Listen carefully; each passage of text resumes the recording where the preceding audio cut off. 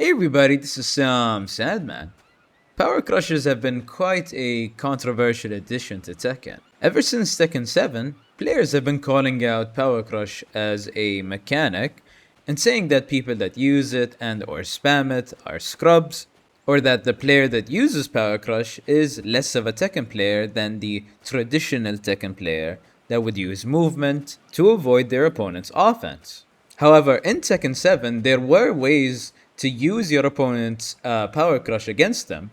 Say your opponent had a high Power Crush, you could land a couple of jabs just before the Power Crush came out, and you can get a beefy combo off of them. That way, Power Crush wasn't a end all be all or quote unquote safe option that would save you from having good defense. You still needed to know when to use it and if using it was a good idea against your opponent. But in Tekken 8, that is not the case at all. That is because in Tekken 8, they decreased the recovery frames on many, if not all, Power Crushes. And plus, they made this addition for whatever reason. The fact that you can trade with your opponent and completely change the frame data of the Power Crush that was used, and the pushback. Notice the distance that I am at now after trading with this Power Crush. And I always thought of this mechanic as a very, very scrubby one. You get to use more Power Crushes, you get to spam it more, and the fact that you can't get punished for the spam that you initiated kinda rubs me the wrong way. And here's what I would like to happen to change that and make a overall better game out of Tekken 8, because man, this mechanic is holding this game back big time. How I would change this mechanic is that I would flip it entirely on its head.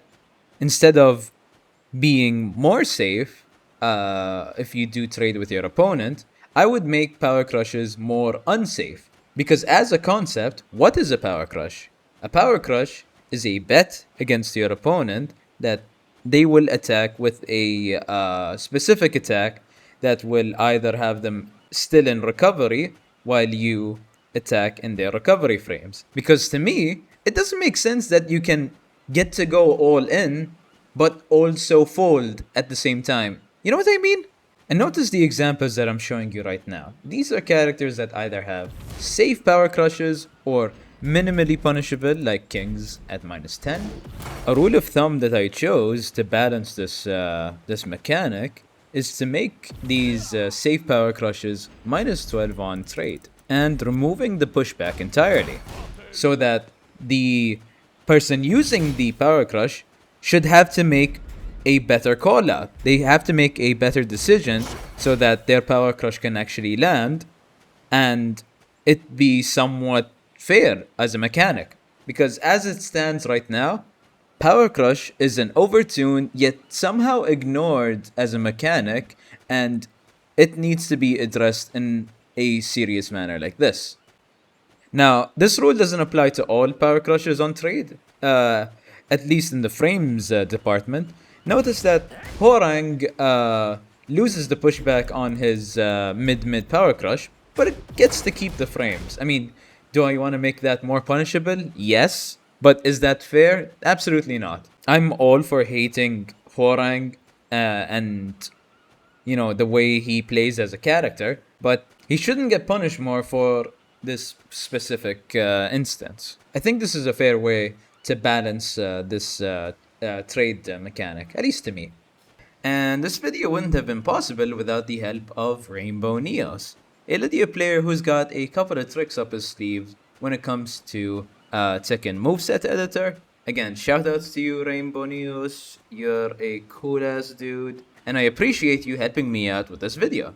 And that'll be it for today. Thanks for watching, fellas. Let me know what you guys think about these changes to Power Crush. Do you agree? Do you disagree? Why? Why not? Share it, spread the word. That's the only way we can get a better game, is to have these kinds of discussions. And if you want to be a better Shaheen player and an overall better Tekken player, check out my other videos. Maybe you can pick up a thing or two from my videos. That's all from me, fellas. Thanks for watching and have a good one.